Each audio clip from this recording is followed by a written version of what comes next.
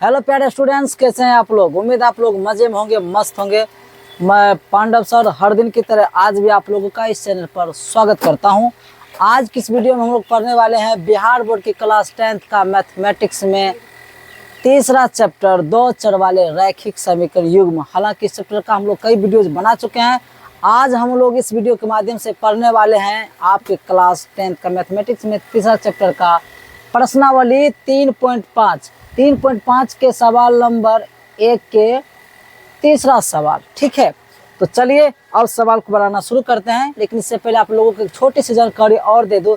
अगर चाहते हैं कि आप इस चैप्टर का PDF नोट्स आपको मिले तो हमारे टेलीग्राम चैनल पर इसका PDF नोट अवेलेबल है। आप चाहो तो इस वीडियो के डिस्क्रिप्शन में जाकर टेलीग्राम लिंक डायरेक्ट ज्वाइन हो सकते हैं और PDF का लाभ ले सकते हैं। तो चलो अब क्लास से स्टार्ट करते हैं। देखिए सवाल आपके सामने है। 3x - 5y बराबर 20 है, 6x - 10y बराबर 40 है। पहले हम लोग क्या करते, इसको जो दो चर वाले रैखिक समीकरण का जो व्यापक रूप होता है पहले उस रूप में हम लिखने का प्रयास करेंगे। इसको हम लिख सकते हैं 3x - 5y, 20 इधर आएगा क्या आ जाएगा -20 बराबर 0। फिर इसको अगर आगे बढ़ाएंगे तो इसको हम लिख सकते हैं 6x - तो 10y है ही, ये 40 इधर आएगा क्या आ जाएगा -40, उधर बच जाएगा 0। अब लिखेंगे यहाँ आप लोगों को मालूम है किसको x गुणांक को a कहते हैं, y के गुणांक को b कहते हैं, जो अचर पद के रूप में काम करते हैं उसको c कहते हैं। अब दो समीकरण है तो हम लोग उसका नामकरण करते हैं। पहला समीकरण वाला को a1 b1 c1 कहते हैं और दूसरे वाले समीकरण को a2 b2 c2 कहते हैं। यहाँ पर जो a1 का जगह जो लिया है वो कौन है, a1 की जगह पे 3 है। अच्छा b1 की जगह पे आप पे क्या -5 है और c1 की जगह पे क्या -20 है। उसी प्रकार से a2 बराबर क्या है, यहाँ पर a2 बराबर 6 है, b2 बराबर क्या है -10 है और c2 बराबर क्या है वो है -40। अब क्वेश्चन ऐसा आप क्यों कर रहे हैं, देखो हमको इसको बनाना है वज्र गुणन विधि से, लेकिन वज्र गुणन विधि डायरेक्ट हम बना नहीं सकते हैं। वज्र गुणन विधि सिर्फ उसके लिए लागू होता है जिसका केवल एक हल होता है, अर्थात जिसका अद्वितीय हल होता है। तो पहले चेक करेंगे कि इसका हल कैसा है। अद्वितीय हल होगा तभी इसे हम लोग वज्र गुणन विधि से बनाएंगे, अन्यथा छोड़ देंगे। यहाँ तक बात समझ में आ गई। तो यहाँ पे अब जांच करना है कि इसका कैसा हल आएगा। हम तो देख के बता सकते हैं कि इसका अपरिमित रूप से अनेक हल आएगा, लेकिन तो आपको बढ़िया समझा के बता देते हैं। पहले हम लोग अनुपात निकाल लेते हैं। a1 आप a2 निकालोगे तो a1 का मान क्या भाई 3 है, a2 का मान 6 है, कट के आंसर क्या आएगा 1/2। फिर निकालेंगे b1 b2 का मान, तो b1 का मान क्या -5 है, बट्टे में -10 है, -10 कट गया, ये भी कट गया। फिर एक बार कटाओगा, कितना बार कटाओगा 2 बार में, तो पता चले ये भी क्या निकल गया 1/2 ही निकल गया। तथा एक चीज और आप लोगों को निकाल लेना, क्या निकाल लेना है c1/c2 का मान। अब जब c1/c2 का मान निकालेंगे, पहले a1/a2 का मान निकाले कॉमा, फिर b1/b2 का मान निकाले। अब हम निकाले c1/c2 का मान, तो c1 का मान हमारे पास -20 है और c2 का मान हमारे पास -40 है। यहाँ पर भी माइनस कर ये भी कैंसिल हो गया, ये 1/2 निकला।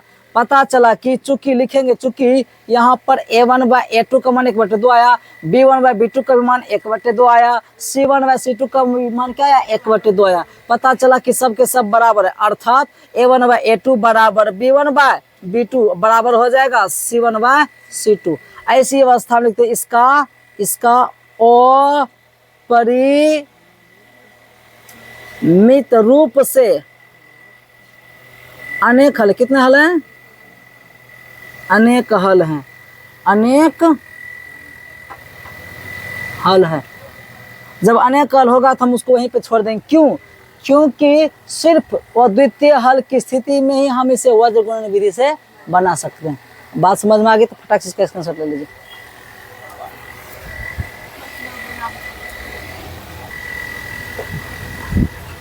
अब आपके सामने चौथा सवाल है, आप देख सकते हैं।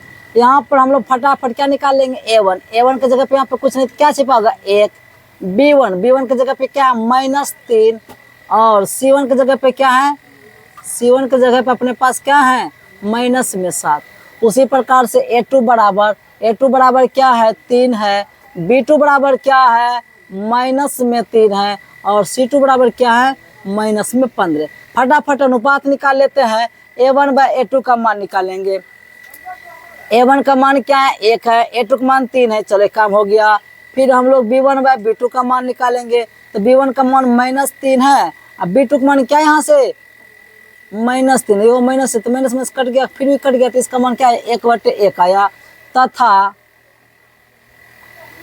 अब लास्ट एक बार निकाला C1 बाय C2 का मान। C1 का मान क्या है, -7 है, यहाँ पर -15 है। माइनस में कट गया, कटेगा नहीं, अर्थात ये 7/15 ही रह गया। यहाँ पर देखने से पता चला कि A1 बाय A2 का मान अलग है, B1 बाय B2 का मान अलग है, C1 बाय C2 का मान अलग है, यानी कोई एक दूसरे के बराबर नहीं है। जब बराबर नहीं है तो लिखेंगे चूंकि यहाँ पर A1 बाय A2 नहीं है बराबर किसके, B1 बाय B2 के, नहीं है बराबर किसके, C1 बाय C2 के, इसलिए इसका अद्वितीय कौन हल है, वो इसका अद्वितीय हल है। और आप सबको पता है अद्वितीय हल की स्थिति में वज्र गुणन विधि से लिखेंगे। अब क्या लिखेंगे, अब वज्र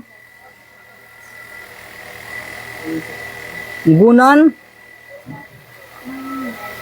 विधि से शुरू करते हैं। आप सबको मालूम है यहाँ पर हम लोग क्या लिखते थे, याद है कुछ आप लोगों को, B1 B2 C1 C2 फिर A1 A2 फिर से B1 B2, ये फॉर्म आपको याद रखना पड़ेगा। यहाँ पर तीर चिन्ह ऐसे लगाते थे हम लोग, लगाते थे ना, ऐसे लगाते थे। आप सबको मालूम है यहाँ पर x होता है, यहाँ पर y होता है, यहाँ पर क्या होता है 1 होता है, ठीक है। अब आते हैं हम लोग यहाँ पर, देखिए आगे इसको जब बढ़ाएंगे तो लिखते थे x बटे, ऐसे से गुना करते थे ना पहले, तब मैंने देख फिर इधर से गुना करते थे। B1 गुना C2 क्या जाएगा, यहाँ पर आ जाएगा B1 C2, फिर मैंने से लिख कर इधर से गुना करो। तो आप ये न लिख के आप यहाँ पर डायरेक्ट माने पहले रख दो, ठीक है। B1 का मान अपने पास क्या है भाई, -3, क्या है -3, और B2 का मान क्या -3। फिर है सूत्र में क्या है, C1 बाय C2, C1 का मान क्या -7 है, बटे नहीं लिखना, यहाँ पर क्या लिखना -15। फिर A1 का मान क्या है, 1 है 3 है, फिर से B1 बाय 2, तो यानी -3 और -3 होगा जी। आप सबको मालूम यहाँ पर क्या होगा, x होगा, यहाँ पर x होगा जी।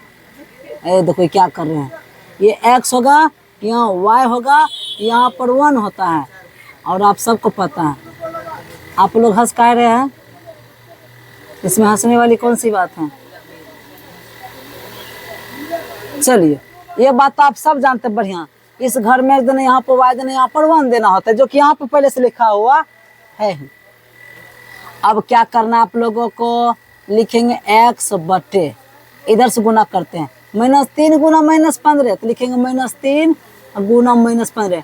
आप चाहो तो समय बचाने के लिए डायरेक्ट भी गुना कर सकते हैं, फिर माइनस लगा कर इधर से गुना करते हैं। तो क्या है, पहले से -3 गुना क्या है, -7 है, बराबर, फिर लिखेंगे y बटे, इधर से गुना करते हैं, 7 गुना 3, सॉरी -7 है, घाटा लिख करके फिर इधर से पहले से -15 गुना में क्या लिखेंगे जी, 1, बराबर, फिर 1 बटे, अब इधर से 1 गुना -3 है, घटा 3 गुना -3, यही ना होगा जी। चलिए अब गुना करना प्रारंभ करते हैं। x बटे माइनस गुना माइनस, सबसे पहले प्लस हो गया, ये माइनस में क्या हो गया होगा, प्लस हो गया होगा, 3 5 15 45, यहाँ माइनस गुना माइनस प्लस, अब फिर माइनस, तो इसका तो फिर माइनस ही रह गया, यानी ये माइनस गुना माइनस प्लस हो गया। लेकिन अगर ये माइनस प्लस हो जाता है तो फिर तो प्लस माइनस ही रह गया ना। तो 3 7 21 बराबर लिखो y बटे 7 माइनस में 21 आएगा, यहाँ माइनस माइनस क्या होगा, प्लस हुआ होगा, तो यहाँ हो गया होगा प्लस 15 होगा जी बराबर 1/-3 माइनस गुना माइनस प्लस 9, यही हुआ होगा। आए अब आप लोगों को लिखना x/45 में से 21 घटाओ 5 में से एक जाएगा तो 4 बचेगा, 4 में 24 बचेगा बराबर यहाँ पर y/21 में से 15 घटाइएगा, घटाओ माइनस में 6 बचेगा बराबर 1/6। अब यहाँ पर सब एक दूसरे के क्या है तो हम अलग अलग लेके चलेंगे, लिखेंगे अब x/24 के बराबर में ये है, इसके बराबर ये, मैंने सब एक दूसरे के क्या है, इसके साथ डायरेक्ट आप ये माने इसके साथ आप ये ले सकते हैं, इसी के साथ आप चाहते ये भी ले सकते हैं अलग अलग, नहीं समझे मेरी बात। तो इसके साथ ले लीजिए आप 1/6 तथा लिख करके फिर आप एक इसके साथ y/-6 के साथ क्या लीजिए, फिर 1/6 ये लीजिए अलग अलग, इसलिए तब ना हम x और y का मान निकालेंगे। अरे भाई इसके बराबर में 1/6 है, इसके बराबर में क्या है, समझ मेरी बात। तब अब करना क्या, बराबर में कोना कोनी क्या तो गुना होता है, इधर से गुना करो x गुना 6 हो जाएगा 6x बराबर, इधर से पहले फिर गुना करो 24 गुना 1 तो 24 हो जाएगा, तथा y गुना 6 हो जाएगा 6y, 6 गुना 1 तो -6 हो जाएगा, माना -6 गुना 1 तो -6, x बराबर 24 बटे में गुना बटे चला जाएगा जी 6, तथा y बराबर -6 बटे में 6, x बराबर भाई कट गया होगा 4 6 के 24, 4 बार में कटा होगा, तथा y बराबर -1 बार कटा, ये हो गया आपका आंसर। बात समझ में आई, फटे इसका स्क्रीनशॉट ले लीजिए। लो देखिए अब आपके सामने दूसरा प्रश्न है, दूसरा प्रश्न में 1 नंबर का सवाल कहता a और b के किन मानों के लिए रैखिक निम्न रैखिक समीकरणों के युग्म के अपरिमित रूप से अनेक हल होंगे। अच्छा यहाँ जो ए बी है वो ए बी के जगह से कौन मान रखें जिसके वजह से इन दोनों रैखिक समीकरण का हल जाएगा वो क्या होगा, अपरिमित रूप से अनेक हल होना चाहिए। ताकि ऐसा क्या रखेंगे यहाँ पर जिससे कि इस रैखिक समीकरण का हल कैसा हो जाएगा, अपरिमित रूप से अनेक हल हो जाएगा। अब रखें तो रखें क्या, तो हम लोग डायरेक्ट अपना मर्जी से रख नहीं सकते हैं, तो इसको एक टेक्निक है, हम सॉल्व करके ये ए और बी का मान प्राप्त करेंगे। बस ए और बी का ही तो मान ज्ञात करना है। हमको ये मालूम है कि इसका अपरिमित रूप से अनेक हल होंगे, हमें ये पहले से ही बताया जा रहा है कि इसका अपरिमित रूप से अनेक हल होंगे। तो भाई अनेक हल होंगे तो आप ये बताइए तब ए और बी का मान क्या होगा, माने ए और बी के किन मानों के लिए इस रैखिक समीकरण का अपरिमित रूप से अनेक हल होंगे, तब लिखेंगे। यहाँ पर एक बात लिखेंगे, हल करने जा रहे हैं, लिखेंगे हम जानते हैं कि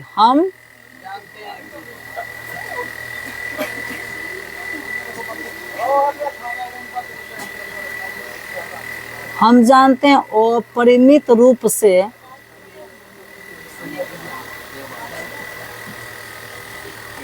अनेक हल होने के लिए शर्त ये है कि a1/a2 होना चाहिए बराबर क्या होना चाहिए, b1/b2 बराबर क्या होना चाहिए। हम लोग ये बात पहले जानते हैं कि किसी भी रैखिक समीकरण को अपरिमित रूप से अनेक हल हो उसके लिए शर्त होता है। ये बात जान चुके हम लोग, जान चुके हैं ना। अब देखो जब जान चुके तो हमको तो ए और बी का मान निकालना है। अब यहीं पर आगे बढ़ते हैं, a1 भाई यहाँ x का जो गुणांक हो तो उसी को हम लोग क्या कहते हैं, a1 कहते हैं। बताओ a1 की जगह पे क्या है भाई आपका 2 है बटे a2 x के गुणांक में क्या है आपका a - b, समझना पड़ेगा। ये सब नहीं समझ, इसी थोड़ा सा यहाँ पर आगे बढ़ा दें, नहीं समझे मेरी बात जी। अरे भाई साहब इसी थोड़ा सा आगे बढ़ा दे हैं। इसमें a1 बराबर क्या है आपका 2 है, b1 बराबर क्या है आपका 3 है और c1 बराबर क्या है 7। उसी प्रकार इसमें अगर आगे बढ़ाएंगे a2 बराबर क्या खुद a - b है, ये ना जी। b2 बराबर क्या है तो वहाँ पर खुद है क्या a + b। C2 बराबर पूरे, पूरे क्या आपका तथा ये पूरे आपका C2 बराबर क्या है 3a प्लस बी माइनस में 2। ये सब चीजें हैं, नहीं समझे मेरी बात। ये A1 है, ये B1, ये C1 हुआ, ये A2, ये B2, ये आपका पूरे C2 का है ना, समझता है जी। तो वही तब मान रख रहे बराबर लिखो।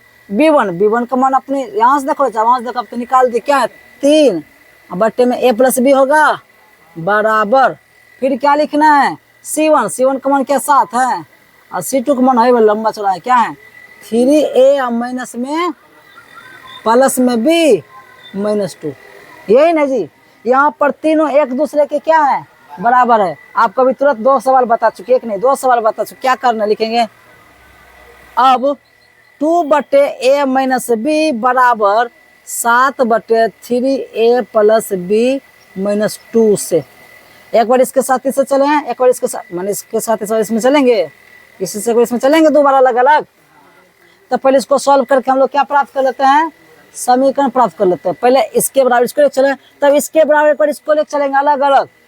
इस बार साथ ही नहीं चले क्योंकि समीकरण बनाना है, तब ना ए और बी के बारे में कुछ जानकारी मिलेगी। अब सीधी सी बात है, आप सबको पता है बराबर दोनों तरफ बटे रहे, अब बीच में बराबर हो तो कोना कोनी गुना होता है। पहले इधर से गुना कर लेते हैं, 3 दूनी के 6, नहीं पहले इधर से गुना कर, किधर बड़ा है किधर से आप कर सकते, कोई दिक्कत वाली बात नहीं है। यहाँ पर जगह 7 गुना ए तो जगह 7a माइनस 7 गुना बी तो 7b बराबर, अब इधर से गुना करते हैं 3 दूनी 6a प्लस 2 गुना बी 2b 2 गुना 2 माइनस 4 होगा इतना। अब इसको से प्रोसेस आगे बढ़ाइए तो 7a माइनस 7b वो सबको इधर बुला लो, हो जाएगा माइनस 6a माइनस 2b, जो पहले से माइनस तो प्लस में उसको उधर रखो, माइनस 4 उधर रह जाए, काहे बिना मतलब चर वाला कर अलग कर देंगे तब ना समीकरण बनेगा। तो अब करना क्या है थोड़ा सा, हाँ हम लोग यहीं पे बताने का प्रयास करेंगे, ठीक है। ये क्या क्या कर रहे हैं जी, तो यहाँ पर हो जाएगा आपका, आगे जब बढ़ाएंगे हम लोग 7a में से 6a घट जाएगा, कितना बचेगा जी 1a, 7b अब माइनस 2 मिलकर क्या जाएगा माइनस में 9b बराबर क्या माइनस 4। इसको समीकरण एक मान लीजिए तो आपका काम बन जाएगा। लिखेंगे तथा, एक बार इसके साथ इसको लेकर चले थे ना, अब इसके साथ इसको लेकर चलो, लिखेंगे तथा करके लिखेंगे 3 बटे a प्लस बी बराबर, फिर से वही लिखो क्या 7 बटे 3a प्लस बी माइनस में 2।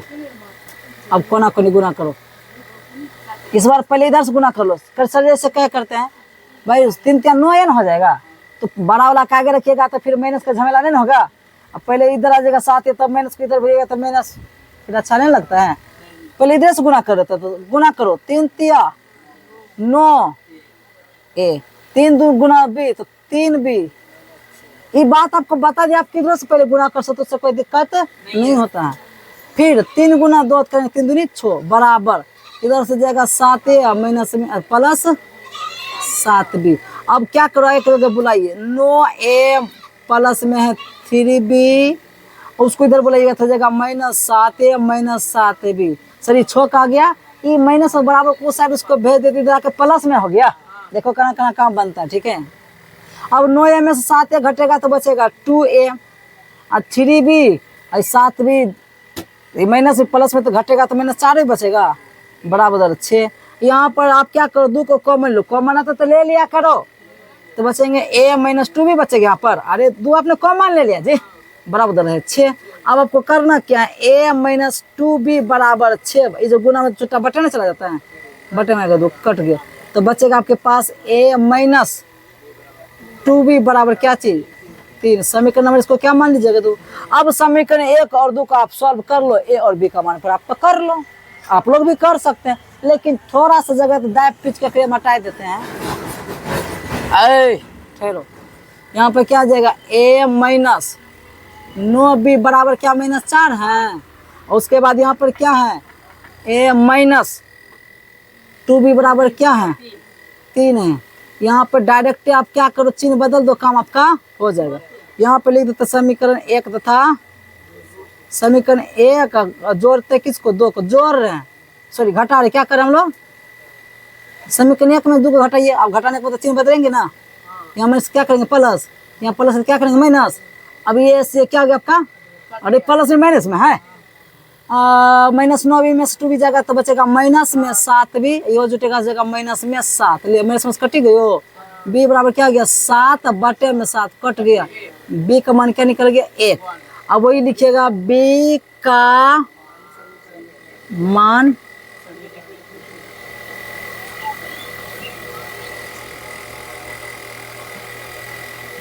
रखिए, समीकरण एक आपका क्या a माइनस 9b बराबर क्या माइनस में 4 है, a माइनस 9 गुना b का मान अभी आप क्या निकाले 1 बराबर आप लिखिएगा माइनस में 4, a माइनस 9 बराबर माइनस 4 है जी,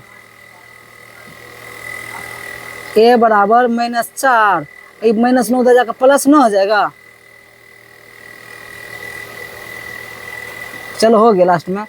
अब 9 में 4 घटेगा 5 बचेगा जी, लो a का मान 5 निकल गया, अब b का मान 1 निकल गया, a बराबर लास्ट में फाइनल क्या गया 5, हो गया आंसर।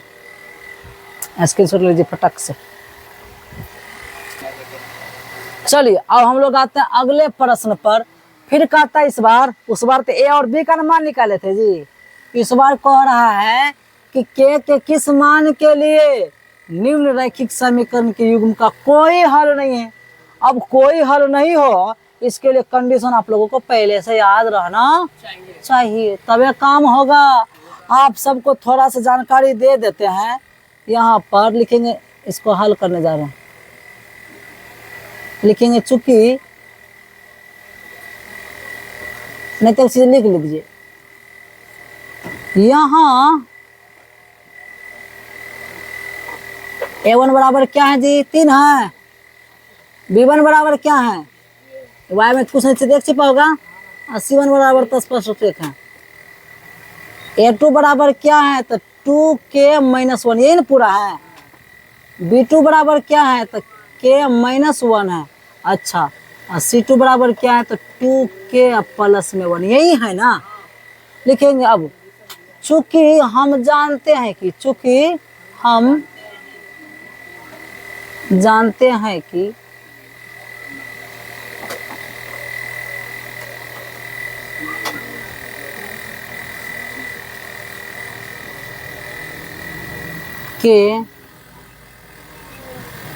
कोई हल नहीं, चूंकि हम जानते हैं कि रैखिक समीकरण के कोई हल नहीं होने नहीं है के, हाँ चूंकि हम जानते हैं कि रैखिक समीकरण के कोई हल नहीं है के लिए शर्त है ना जी, कोई हल नहीं है के लिए शर्त ये है, शर्त है जानते क्या है, उसका होना चाहिए a1/a2 बराबर b1/b2, लेकिन नहीं बराबर होना चाहिए c1/c2, कोई हल नहीं हो उसके लिए यही शर्त होता है, ये आप लोगों को पहले से मालूम होना चाहिए। अब जब ये बराबर है तो उसको भगा दो, जब बराबर है तो उसका कोई काम नहीं रहा, लिखेंगे a1/a2 बराबर लिखेंगे b1/b2, वो लिखने से कोई फायदा नहीं है, जब वो बराबर है तो हट जाओ, खत्म, तो कई मैंने ये दोनों बराबर तब आपस में काम करा लेते हैं। अब a1 का मान क्या अपने पास 3 है, लिखेंगे ना जी, बट a2 का मान क्या है वो है 2k माइनस 1 बराबर b1 का मान क्या अपने पास 1 है, बट b2 का मान क्या है k माइनस 1, ये ना जी। अब इसको सीधी सी बात है, आप आगे बढ़ाइए, सॉल्व करिए, कहीं कोई दिक्कत नहीं होगा। बराबर में कोना कोनी क्या होता है, गुना होता है, पहले इधर से गुना करते हैं, 3 गुना के क्या जाएगा 3 के, 3 गुना 1 तो हो जाएगा -3, बराबर इधर से गुना करते हैं तो 1 से गुना करेंगे उतना ही पूरा जाएगा 2k माइनस में 1, ये ना होगा जी। अब 3k आई के वाला किधर बोला तो -2 क्या हो जाएगा, उधर पहले से -1 है, आई -3 उधर जा क्या जाएगा +3 होगा। अब 2k 3k में से 2k चला जाएगा तो बचेगा कितना 1k बराबर 3 में से -1 घटेगा तो बचेगा 2, यही हो गया सर। स्क्रीनशॉट ले फटक से। क्या कमांड ज्ञात करना था?